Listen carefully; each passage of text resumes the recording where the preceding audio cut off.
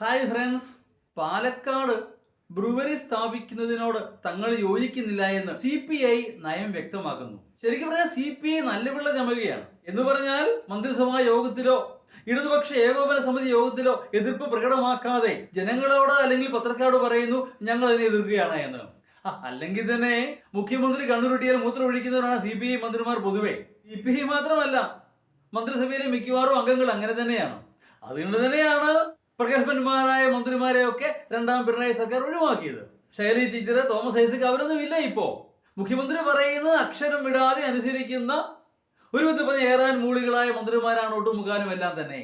ബ്രുവറിയിലേക്ക് തിരിച്ചു വന്നാൽ നമുക്കറിയാം, ഒരു ഗവൺമെന്റിന്റെ അടിസ്ഥാനപരമായ ലക്ഷ്യം എന്ന് പറയുന്നത് കള്ള് കച്ചവടമോ ലോട്ടറി വിൽപ്പനയോ അല്ല. അതിലുപരി പണമുണ്ടാക്കുക എന്നുള്ളതല്ല ഗവൺമെന്റിന്റെ അടിസ്ഥാനപരമായ ലക്ഷ്യം എന്ന് പറയുന്നത്. ജനങ്ങളുടെ ജീവനും സ്വത്തിനും സംരക്ഷണം നൽകുക, ജനങ്ങൾക്ക് നന്നായി ജീവിക്കാൻ സാധിക്കുന്ന ഒരു ചുറ്റുപാട് ഉണ്ടാക്കുക എന്നുള്ളതൊക്കെയാണ്. അതിലുപരി തൊഴിലവസരങ്ങൾ വർദ്ധിപ്പിക്കണം, ജീവിത സാഹചര്യങ്ങൾ പുരോഗതി ഉണ്ടാകണം, അതൊക്കെയാണ് ശ്രദ്ധിക്കേണ്ടത്.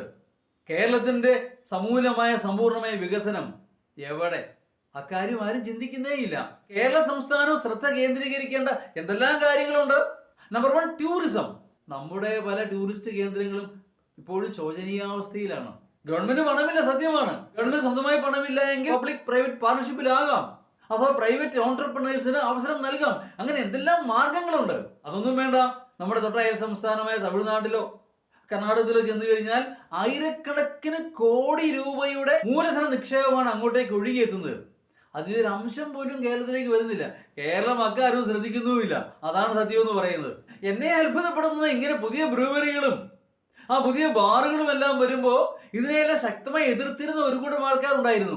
മദ്യനിരോധന സമിതി, മദ്യവർജന സമിതി, അങ്ങനെ ഒത്തിരി സമിതികളും അവരുടെ കൂടെ കുറെ അച്ഛന്മാരും എല്ലാം ഉണ്ടായിരുന്നു. അവരൊക്കെ എവിടെ പോയി? പൊട്ടിപ്പോലുമില്ല കണ്ടുപിടിക്കാൻ.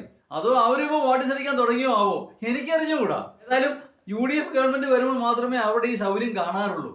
അതെന്തോ ആവട്ടെ, ഗവൺമെന്റിന്റെ നയങ്ങളിൽ തീർച്ചയായും ഒരു പുനർവിചിന്തനം ആവശ്യം തന്നെയാണ്.